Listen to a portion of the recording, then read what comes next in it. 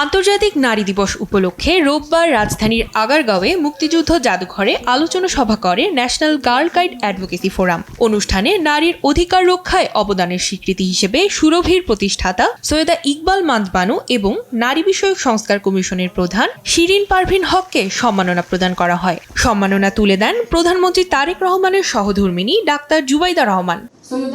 কন্যা শিশুরা বক্তব্যে তিনি বলেন, নারীরা যখন এগিয়ে যায় তখন জাতিও এগিয়ে যায়। যে জাতির নারীরা এগিয়ে যায় সেই জাতি এগিয়ে যায়। দেশের প্রতিটি শিশুর উজ্জ্বল ভবিষ্যৎ আমাদের প্রয়াস। ইনশাআল্লাহ আমরা এমন একটি বাংলাদেশ গড়ে তুলব যেখানে নারী ও কন্যা শিশুরা থাকবে নিরাপদ এবং ক্ষমতায়িত।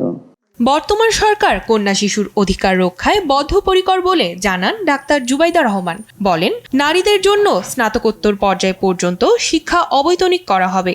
নারীদের স্নাতকোত্তর পর্যন্ত শিক্ষা অবৈতনিক করার প্রয়াস নেবে। একমাত্র শিক্ষার মাধ্যমেই একটি কন্যা শিশু অন্ধকার জীবন থেকে আলোকিত জীবনে পদার্পণ করবে।